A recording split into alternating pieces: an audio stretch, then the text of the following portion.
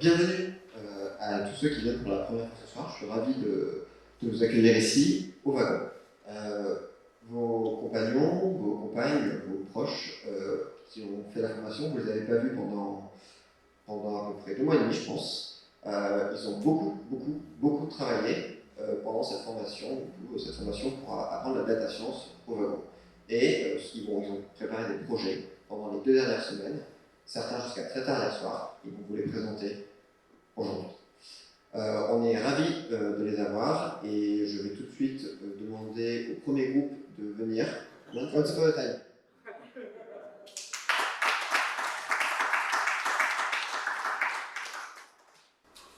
Ok, bonjour à tous. Du coup, nous, on va vous montrer notre application qui s'appelle Once Upon a Time AI. Et alors, cette application, qu'est-ce qu'elle fait? En fait, elle permet d'illustrer une histoire qu'on raconte à ses enfants, par exemple. Et en fait, on va pouvoir, au fur et à mesure qu'on raconte notre histoire, demander à notre application de créer des petits dessins. Et ces dessins vont être affichés au fur et à mesure sur une scénette. Et au fur et à mesure que l'histoire va avancer, la scénette va pouvoir évoluer.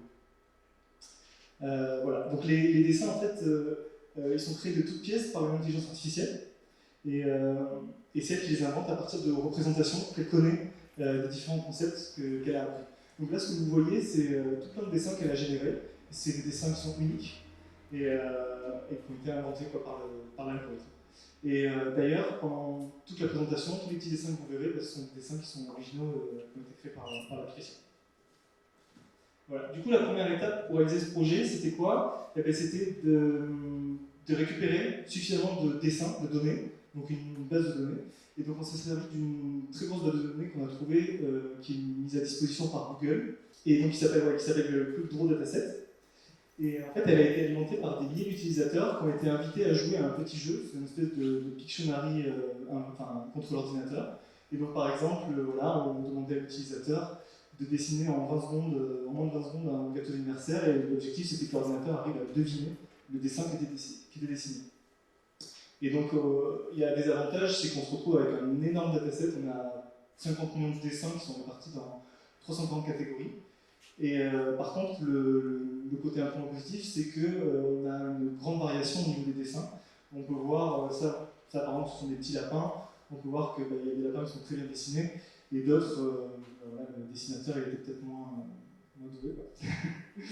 Voilà, donc ça c'était la première étape, c'était récupérer ces données, et ensuite, la deuxième étape, ça a été de créer un modèle et de données. Je passe la main à la réalité. Alors ça y est, on a un dataset, on a un jeu de données, et maintenant on veut coder brique par brique un programme qui nous fabrique notre scénette et qui nous raconte notre histoire. La première chose à faire, c'est qu'il faut créer un modèle qui, à partir d'un mot, qui reconnaisse un mot et qui dessine quelque chose qui correspond au mot. Pour ça, on a utilisé un réseau de neurones convolutif. C'est un terme un peu technique, mais donc c'est un réseau de neurones. Donc, pour ceux qui s'y connaissent un peu, on a la représentation en haut à droite. C'est un réseau de neurones qui s'entraîne sur des images et qui est entraîné à renvoyer des images également. Et donc, on a donc un modèle par mot, et nous on a choisi 137 mots parmi ceux du jeu de données de Google qu'on a entraîné avec ce modèle. L'entraînement est quelque chose qui demande beaucoup de puissance d'ordinateur, et donc on a utilisé pour ça Google qui met à disposition ses serveurs avec beaucoup de puissance de calcul qui permettent de faire ça beaucoup plus rapidement qu'avec des machines normales. Et donc vous avez en bas un exemple de ce que nos algorithmes donnent. Donc sur notre modèle Rabbit, si on met le mot Rabbit, on a donc un dessin généré. Donc ça, c'est pas quelque chose qui préexistait. Et donc on peut voir que l'algorithme, sur le premier dessin, le vert, a plutôt bien compris qu'un lapin avait des oreilles et des moustaches, même s'il n'a pas trop compris qu'il y avait le même nombre de moustaches de chaque côté de la tête. Mais aussi, c'est un peu ça le jeu, c'est qu'il n'a pas forcément compris sur le deuxième dessin que le lapin n'avait pas une barbe un peu bizarre. Donc ça y est, donc maintenant on génère des images, un mot, une image, et il s'agit maintenant d'agencer nos images pour construire une petite scénette. Et donc c'est la partie image management qui consiste à coller de manière intelligente les images individuelles qu'on a. Donc on a des montagnes, un bus, il faut qu'on génère une image avec des montagnes et un bus en prenant en compte un certain nombre de paramètres qui sont la couleur, la taille, la position dans l'image. Et gérer les collisions aussi qu'il peut y avoir entre les objets. Et donc, maintenant qu'on a ça, l'étape suivante, c'est de reconnaître un texte et de le passer dans notre algorithme que je viens de vous décrire. Et c'est Alexandre qui va vous présenter cette partie. Donc, pour l'instant, on a un modèle, on peut mettre un mot, il reconnaît, il dessine. Donc, ce qu'on veut maintenant, c'est d'utiliser quelque chose qui va permettre de retranscrire une phrase habituelle, une phrase de langage naturel, en quelque chose qui est compréhensible par la machine. Donc, pour ça, on a utilisé un chatbot. Donc, le chatbot, lui, il a des chemins préenregistrés suivant ce qu'on lui dit. Il va faire une action ou une autre. Donc par exemple, si on lui dit plus mid, blue, bulldozer, le chatbot comprend qu'il doit lancer les modèles et générer un bulldozer bleu. Mais on peut lui sortir d'autres phrases qui vont permettre, par exemple, d'avoir des informations, de discuter. Ce qui permet de vraiment faire une application qui peut être utilisée par tout le monde et pas seulement par des développeurs. Donc, dans le but de pouvoir faire utiliser notre application par le maximum de personnes, on a développé donc une web application, c'est-à-dire qu'en fait, au lieu de garder notre modèle et notre application sur un ordinateur en local, on a déployé tout ça sur un site internet appelé Roku. Donc pour cela, d'abord, on a mis en place une machine virtuelle sur Google Cloud Run. Donc c'est comme s'il y avait un ordinateur virtuel qui lançait notre application et qui la gardait en cours d'application. Et donc nous, utilisateurs, on se connecte sur le site internet, on tape ce que l'on veut. Le site internet communique avec cette machine virtuelle en disant dessine-moi un lapin, et lui, il génère le lapin, renvoie le calque, et donc on a les images qui se superposent et notre scénette est en cours de création. Donc ça, c'est le moyen d'avoir quelque chose de plus accessible pour le plus grand nombre. Donc c'est bien de parler, mais je pense que le mieux, c'est de présenter notre application. Donc là, c'est le petit moment où on passe sur le fameux site internet. Donc on voit une belle prairie. Ouais. On voit une belle prairie et on peut dire par exemple qu'il y a un grand soleil. Donc on va lui demander de nous dessiner un soleil. Donc les mots ont des catégories prédéfinies et des positions prédéfinies. Par exemple, un soleil, il sait qu'il doit plutôt le mettre dans le ciel, ce qui est assez logique. Et aussi, on a des tailles prédéfinies. Donc là, voilà, on voit un soleil qui n'existe pas. On pourrait par exemple ajouter 2 étoiles. Donc on va demander two blue stars. Parce qu'aussi, on peut gérer les différentes couleurs. On peut gérer la position. Donc là, par exemple, on peut demander sur la droite, on the right. Et notre application va générer 2 étoiles sur la droite, et plutôt dans le ciel, parce que les étoiles ont été catégorisées comme objets dans le ciel. Voilà. Donc on peut voir qu'on a différents types d'étoiles. Donc là, pour jouer un petit peu, on pourrait ajouter un papillon rouge, par exemple. Donc, comme tu veux. En fait, on a un choix prédéfini de couleurs et de placement. Donc là, si on lui dit Un papillon rouge, ben, c'est en aléatoire dans le dessin. À propos des 2 étoiles aussi, on a la gestion des collisions qui a été gérée, c'est-à-dire qu'en fait les étoiles ne pouvaient pas se superposer, puisqu'on avait bien géré le fait que quand il y a une image, on ne peut pas reposer une autre image par-dessous. Donc là, un papillon, et puis bon, ben, pour finir, comme on parlait de contes et d'histoire, on va faire les 3 petits cochons. Donc on va commencer par une maison brown. Ouais, à gauche, très bien. Donc on prend a big house on the left. Et là, la mage d'Opère. Et donc l'architecte a considéré que le sol n'était pas nécessaire.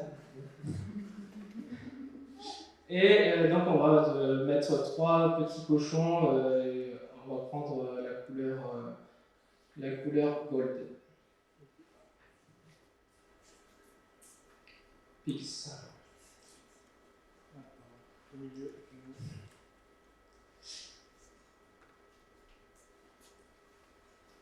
Donc voilà, on va voir la tête des cochons, ça peut varier.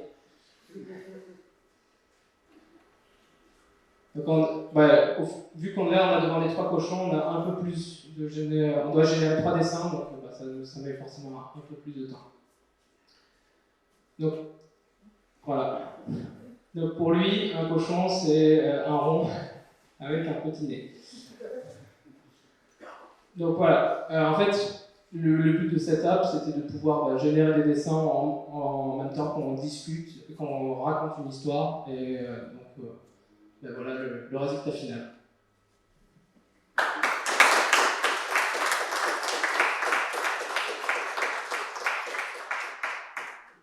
Donc c'est le projet Once Upon a Time de Romain, Alexandre et Étienne.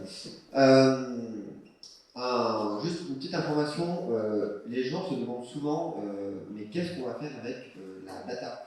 La data, on s'imagine que ça peut être la collecte des données sur Internet, on peut faire plein de choses avec un usage pas forcément qui peut être un peu trop mercantile. La data, c'est aussi, en fait, tout simplement, la data science, c'est l'usage des données au sens large. Et les données, ça veut servir à énormément de choses.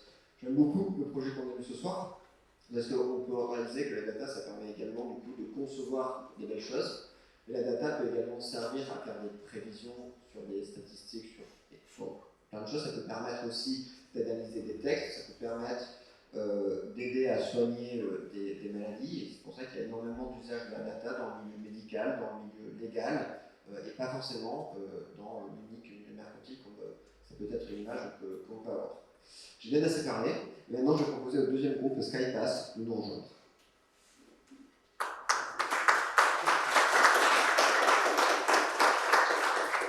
Bonsoir à tous. Donc, derrière ce mot un peu mystérieux se cache l'outil qui va un peu révolutionner vos week-ends. Demain, je pense qu'il y a plusieurs personnes qui veulent aller à la place, peut-être. Normalement, il fait beau, mais on ne sait jamais. Donc, vos plans ils peuvent tomber à l'eau à cause d'une mauvaise prédiction météo. Donc, on s'est dit pourquoi pas utiliser la donnée pour prédire la data science pour prédire la météo.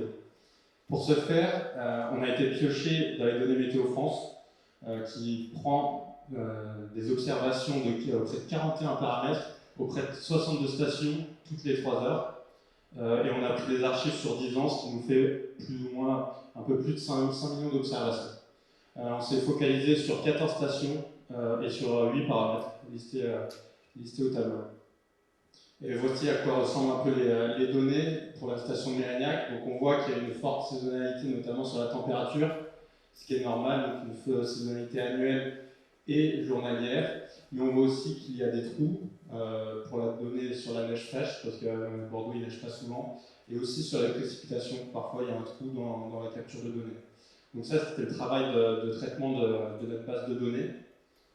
Pour les données manquantes, et pour parfois les capteurs inactifs, on a opté pour plusieurs stratégies, donc soit prendre la moyenne entre 2 points, notamment pour la température. On a pris la valeur la plus fréquente pour la direction du vent, et on a appliqué des zéros, notamment pour la neige. Après, il y avait aussi des problématiques de conversion de données. Donc les données du data frame de la base de données, c'était en Kelvin, donc on les a convertis en Celsius. Les degrés, on les a convertis en radians, c'était plus pratique pour notre modèle. Et on a catégorisé la pluie. S'il pleuvait, s'il y avait des précipitations de plus de 4 mm, on disait qu'il pleuvait. Donc voilà, ça pour la température. On a également divisé notre base de données en plusieurs catégories. Donc en bleu, entraînement, en orange, validation, et en vert, test avec des données plus récentes pour coller un peu plus à la réalité.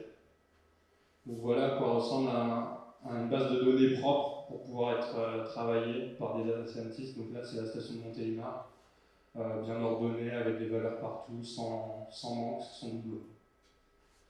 Donc après, on a décidé d'utiliser le machine learning pour faire de la prédiction météo. On a essayé de le faire sur trois paramètres, la température, la pression et l'humidité. Là au tableau, il y a notre schéma, notre processus de prédiction de base. Donc on prenait les paramètres, on les passait dans un modèle ARIMA. C'est assez technique, mais du coup ça nous fait de la prédiction sur ces trois paramètres. On les passait encore dans un modèle de régression logistique multivariée qui permettait de prédire si oui ou non il allait pleuvoir.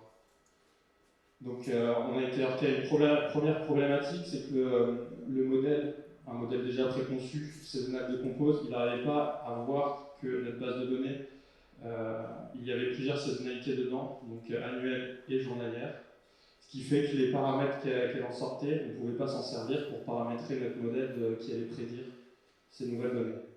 Donc on a utilisé un autre modèle, donc la transformation de Fourier, qui a réussi à enlever la saisonnalité annuelle et aussi journalière sur deux facteurs, donc 24 et 12 heures.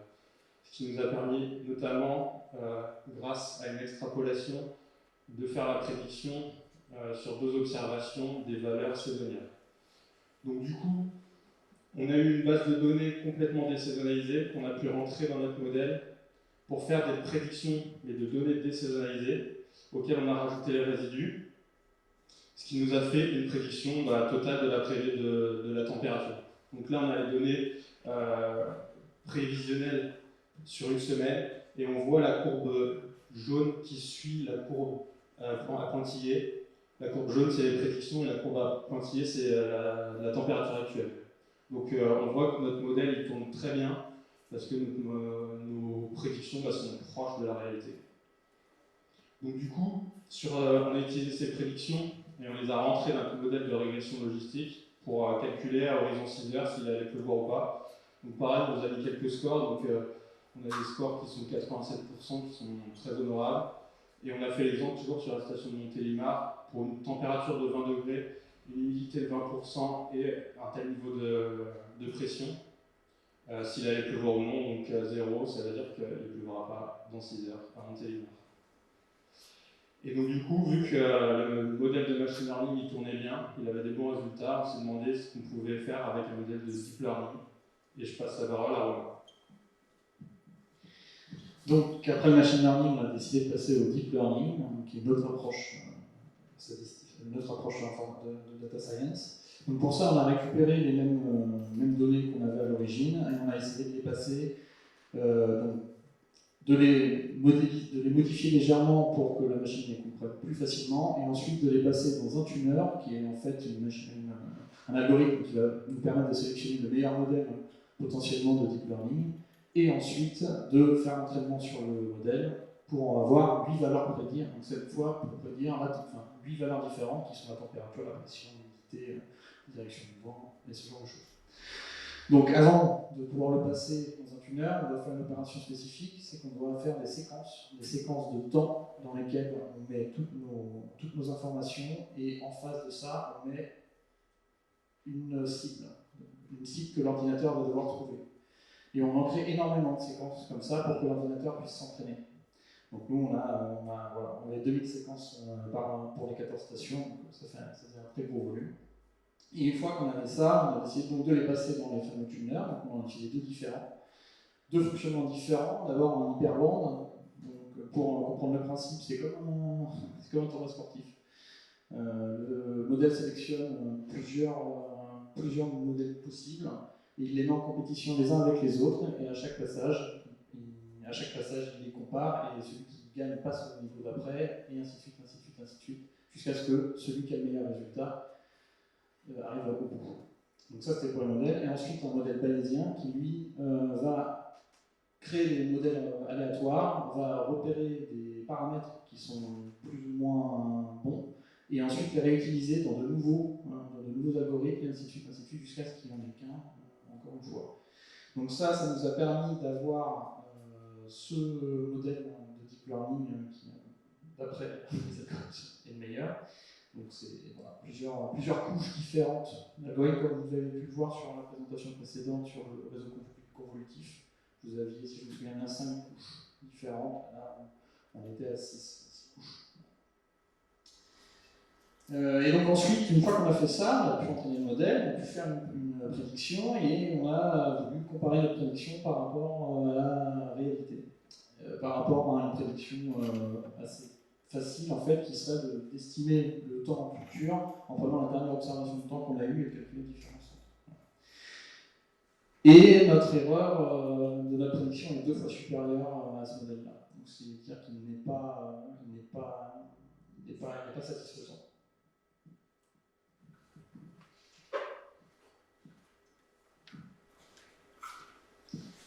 Alors, en résumé, on a des données météorologiques qui sont issues de stations, et on a voulu faire des prédictions. Aujourd'hui, les prédictions météorologiques sont basées sur des formules mathématiques classiques, et on a décidé de coder 2 algorithmes, un algorithme en machine learning, un algorithme en deep learning.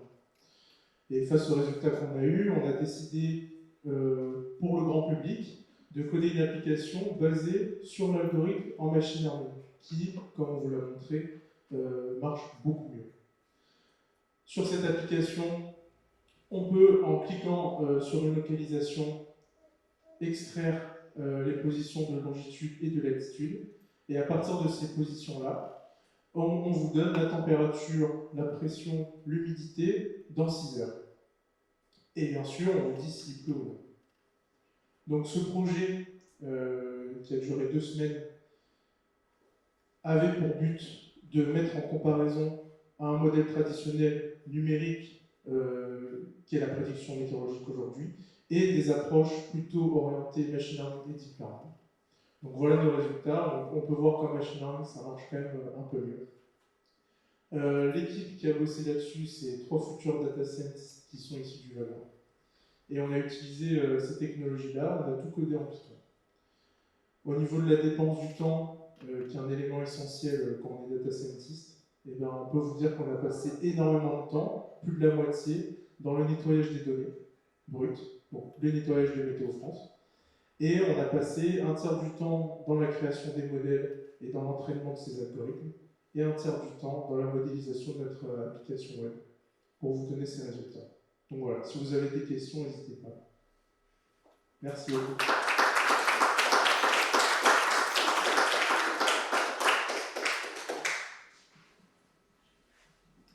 Félicitations à tous les 3. Petite emphase sur ce que vient de dire Deva. Quand on fait de la data science, vous analysez les données, et du coup, effectivement, le nerf de la guerre pour des projets, c'est d'avoir des sets de données. En fait, c'est à travers des données qualitatives en énorme quantité qu'on va pouvoir justement se permettre d'extraire les informations les plus réalistes pour la suite.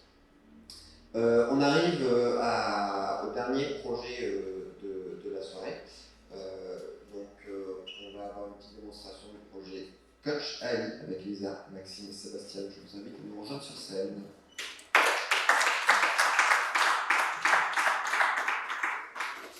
Bonjour tout le monde. Après la plage, il est l'heure de faire du sport pour avoir les summer body qui va avec. Du coup, aujourd'hui, on va vous présenter Coach AI, que c'est les fruits de 9 semaines de travail intense, de beaucoup d'apprentissage, mais surtout de bons moments qu'on a passé ici au wagon. Et ce projet est né du fait que cette dernière année, on s'est rendu compte de l'importance du sport dans nos vies, que ce soit pour être en bonne santé physique et mentale, mais on sait aussi que les sports, ça peut être une source des problèmes de santé s'il est mal pratiqué et une source de blessures. C'est pour ça qu'on a voulu développer une application qu'on a appelée Coach AI, une intelligence artificielle qui permet dans une première partie de reconnaître l'exercice qu'on est en train de faire, de compter les nombres de répétitions qu'on réalise et finalement de nous donner quelques feedbacks et quelques pointers pour avoir un retour d'expérience qui nous permet de nous améliorer. Pour ce faire, il y a eu une première partie collecte de données, parce que sans données, il n'y a pas de modèle possible. Et ces données, concrètement, on a travaillé sur un dataset que c'est les UCF 100. C'est un dataset assez connu des vidéos des différentes actions humaines, dont on a prélevé 1200 vidéos des 4 exercices de pompe, de squat, de fonte et de jumping jack. On a choisi ces 4 exercices parce que combinés et en les pratiquant régulièrement, on peut arriver à avoir un entraînement assez global qui travaille toutes les parties, que ce soit les hauts du corps et les bas du corps. Et après les avoir obtenus, il y a eu une première partie de data cleaning, de nettoyage de données et de pre-processing, qui a commencé par l'estimation de la pose avec un outil qui s'appelle MediaPipe, qui a notamment une librairie qui permet d'extraire, que ce soit sur une image ou sur une vidéo, les points du corps d'une personne en coordonnées en se basant sur les dimensions de la photo pour après extraire de l'information. Du coup, on a passé chacun de nos vidéos sur cet algorithme, sur un outil qu'on a développé en utilisant cet outil.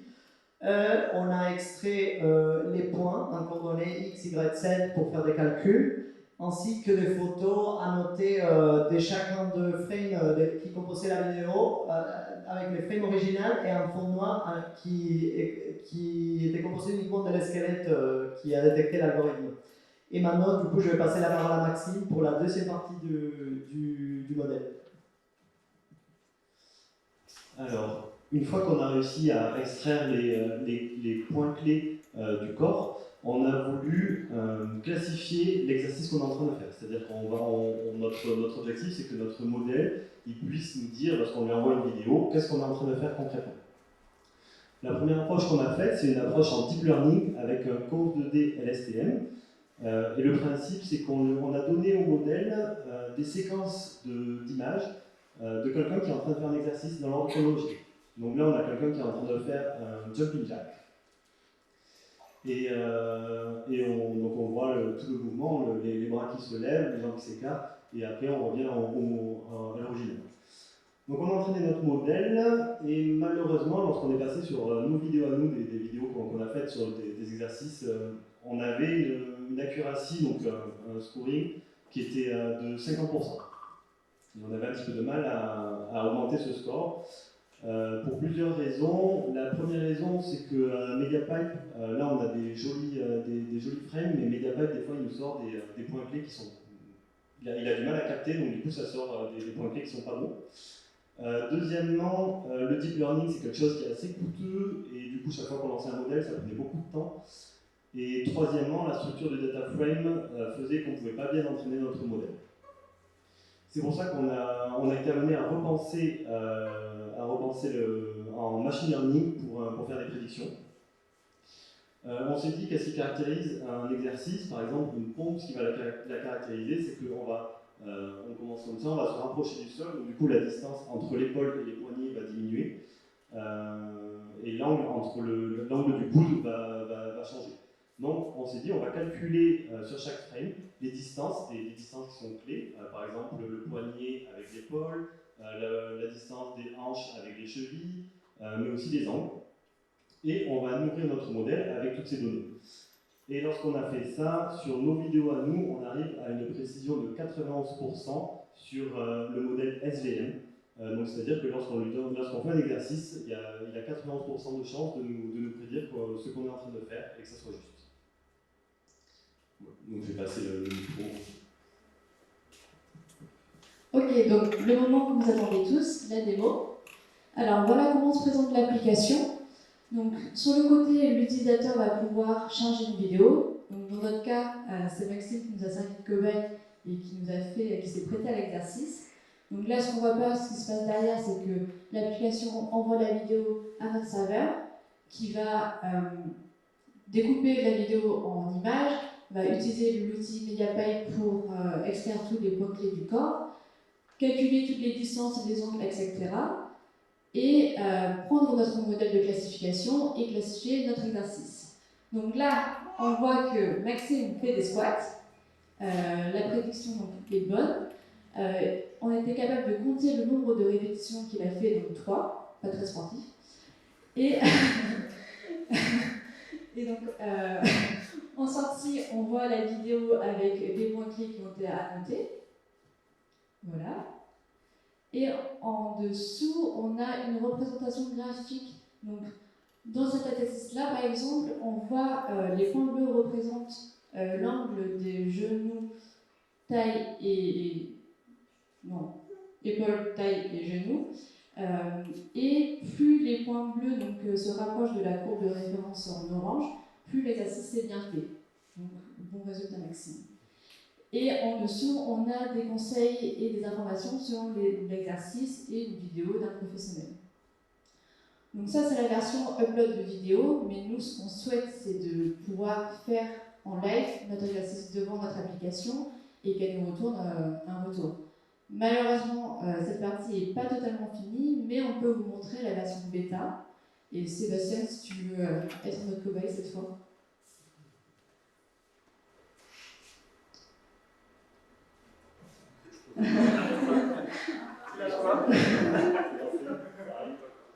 Vous allez être direct. Donc, on peut voir les points clés qui ont été identifiés sur le corps. Et voilà, prédiction, il nous fait des comptes.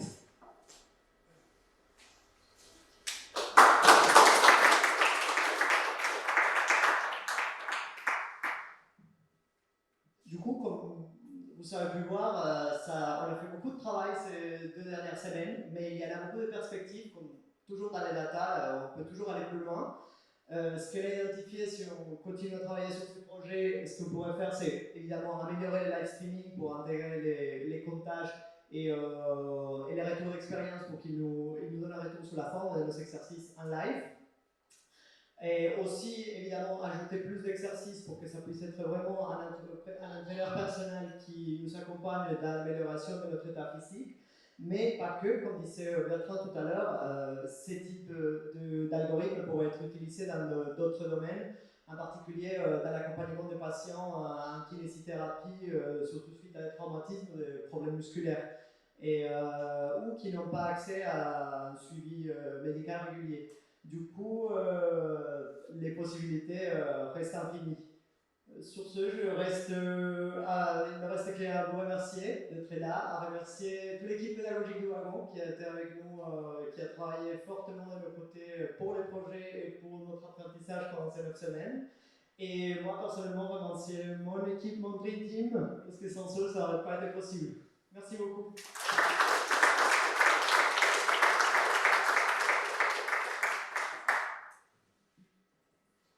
Bravo pour ce très beau projet. On a terminé pour ce soir. Juste le mot de la fin, je vais redire tout simplement ce que vient Sébastien, c'est que le wagon, c'est avant tout des élèves qui se donnent énormément, qui progressent énormément. Et je pense que si on n'a pas un point de vue technique, on ne se rend pas compte, mais la somme de travail qu'ils ont accompli pendant les 9 dernières semaines est absolument colossale. Genre réellement, ils ont énormément appris, ils se sont donnés énormément. Et on est extrêmement fiers de voir ce qu'ils ont fait ce soir, on peut encore les applaudir.